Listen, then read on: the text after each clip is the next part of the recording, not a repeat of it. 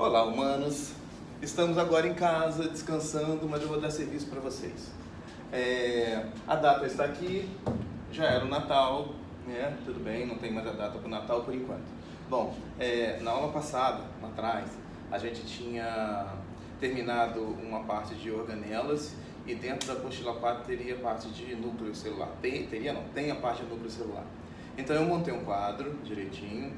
Vocês vão receber o quadro daqui a pouquinho e eu vou dando umas modificadas nele e você tem o original, tá bom? Então vamos lá.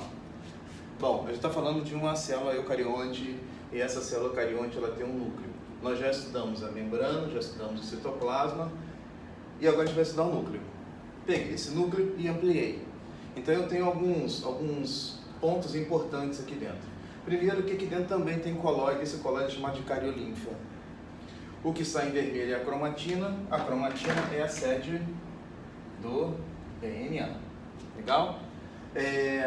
Essa cromatina ela abriga todo o conjunto de genes que a gente tem e o número de cromatinas vai determinar a espécie, que a gente vai ver mais lá na frente. O DNA, então, para sintetizar as proteínas necessárias para a sobrevivência da célula, para a manutenção do órgão, para a manutenção do organismo, ele vai mandar alguém ir lá no citoplasma para fazer a síntese proteica. Ele vai mandar o RNA. A sede do RNA é o nucleolo, que a gente já tinha visto lá atrás. Esse nucleolo, ele vai formar o RNA e vai mandar para o citoplasma, RNA transportador, RNA mensageiro, RNA ribossômico, para fazer a síntese proteica que a gente já tinha estudado. Bom, vale relembrar algumas coisinhas. Se a célula tem uma atividade metabólica muito alta, ela automaticamente tem uma produção muito grande de RNA.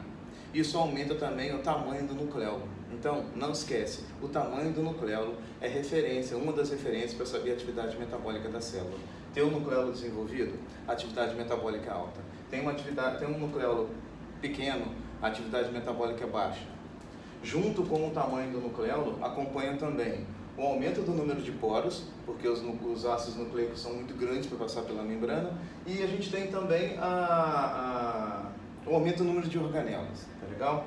Bom, então como nós já estudamos a síntese proteica, o que interessa para nós agora é a cromatina. Então a gente vai pegar essa cromatina e a gente vai ampliar essa cromatina agora, tá legal? Então, humanos, olha só, a gente estava falando então da cromatina. Caiu a caneta. Peguei a parte vermelha, a cromatina, coloquei aqui.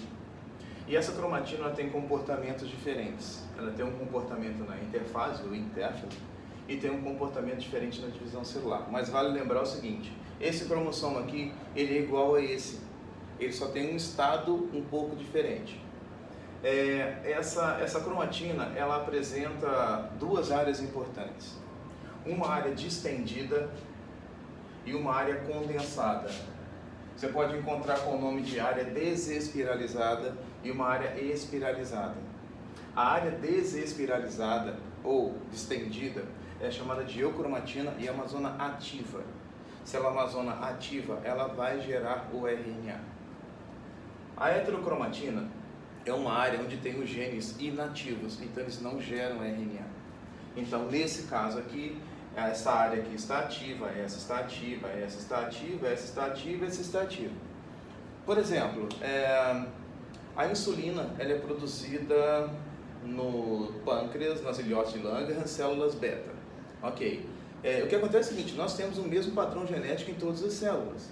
A questão é, se toda célula tem os mesmos genes na mesma sequência, por que a insulina só é produzida lá no pâncreas? Porque só lá no pâncreas a área da insulina o gene da insulina se comporta como uma eucromatina. Em todas as outras células do corpo, até que se prove o contrário, esse gene da insulina, ele existe, mas está na condição de heterocromatina, então ele não está ativo. Se você conseguir ligar e desligar genes, ok, tá legal? Bom, então na interfase ou intérfase, a gente tem uma eucromatina ativa para sintetizar proteína. Essa mesma cromatina, quando ela entra na divisão celular, ela condensa. Se ela condensa, ela torna-se inativa. Se ela fica inativa, ela que gerava RNA, que sintetizava a proteína, agora não sintetiza mais. E a heterocromatina não se altera, ela continua sendo inativa. Então, as células têm uma atividade metabólica mais alta na intérfase do que na divisão celular. Porque na intérfase, a eucromatina está ativa, então ela sintetiza proteína. Então, se você considerar a vida de uma célula, que é a parte da divisão celular, que é o nosso próximo assunto, nossa próxima apostila, você vai perceber que a intérfase é um período muito longo, porque ela tem uma atividade metabólica muito alta. Agora, a divisão celular tem que ser muito rápida. Ela tem que ser muito rápida porque se essa eucromatina fica inativa, ela para praticamente de sintetizar proteínas, ou não, sintetizar RNAs. O que acontece automaticamente com o tamanho do nucleolo? Diminui. É o que caracteriza a intérfase.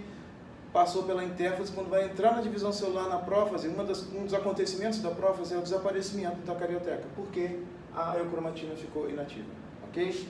Bom, para quem vai fazer a medicina particular, essa eucromatina, quando está na interfase, é chamada de cromonema. Quase não é utilizada. Mas essa cromatina, quando entra na divisão celular, ela é chamada de cromossomo, que é o nome que a gente está acostumado. Então, cromossomo é um estado condensado da cromatina. Esse aqui eu vejo algumas provas de medicina particular. Esse aqui é o nome que todo mundo usa. Então, daqui para frente eu também vou usar só a parte de cromossomo. Tá ok?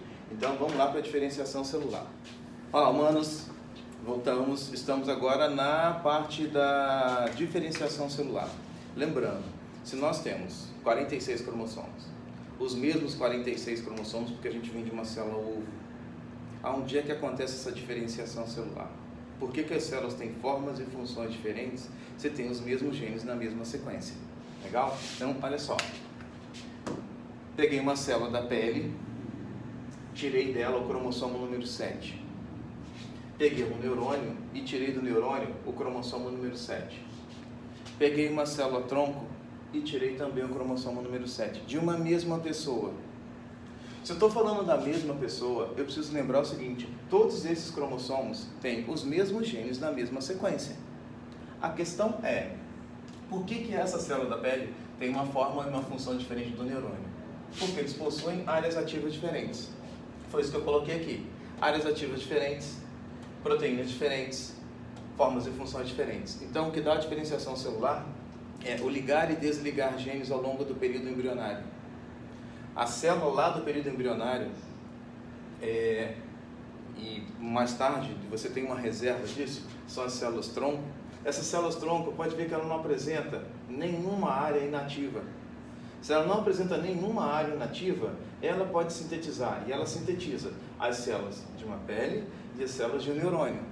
À medida que ela vai avançando no seu processo de divisão celular, ela vai ligando e desligando genes. À medida que ele vai ligando e desligando genes, ele vai se especializando. Então, essa célula tronco aqui é uma célula indiferenciada. E ao longo da vida dela, vai se especializar em neurônio, pele ou qualquer outra coisa. No caso aqui, só os dois, porque foi o que eu coloquei de exemplo. Tá legal? Vamos lá para o cromossomo. Bom, então é o seguinte. Esse cromossomo, vou chamar de cromossomo, ele tem uma representação para você no dia da prova. Ele vai ficar naqueles risquinhos. A representação é desse jeito aqui. Ele apresenta um estrangulamento. Esse estrangulamento tem um nome. O estrangulamento é chamado de centrômero. Centrômero. E ele estrangula o cromossomo. Essa área inteira do cromossomo aqui é chamada de cromátide. Cromátide. Então, olha só. Nesse caso aqui, tem um cromossomo, tem uma molécula de DNA, tem um centrômero e tem uma cromátide. Não me marque duas cromátides, porque aqui só tem uma cromátide, tá legal? Bom, essa aqui é a representação. Muitas vezes na prova, a gente vai acompanhar no próximo assunto, que é a divisão celular, ele pode aparecer duplicado.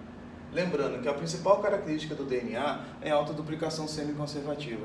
Então, em algum momento, cara, esse DNA vai duplicar. Ele vai duplicar na fase S da interfase para ele poder entrar na divisão celular. Então, a gente tem aqui, quando acontece a duplicação do DNA, vai ficar desse jeito aqui. Uma molécula de DNA, outra molécula de DNA. Então aqui vai ficar um centrômero. E quantas cromátides? 2. São chamadas de cromátides irmãs. Porque essa daqui é igual a essa, porque ela surge da duplicação do DNA.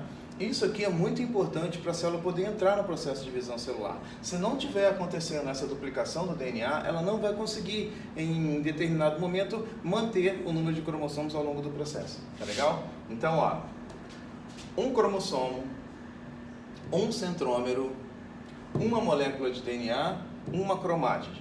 Agora acompanha comigo. Um centrômero, 2 moléculas de DNA, 2 cromátides, um cromossomo. Conta-se o número de cromossomos pelo número de centrômeros. Não pode esquecer disso nunca. Tá legal? Então, de novo, conta-se o número de cromossomos pelo número de centrômeros. E coloquei 2 observações aqui legais para vocês. O número de cromossomos determina a espécie. Você só precisa guardar a espécie humana, que corresponde a 46 cromossomos. 23 do pai, 23 da mãe. O conjunto de cromossomos, que é o cariótipo, a gente vai ver daqui a pouquinho. E o conjunto de genes, que é o genoma.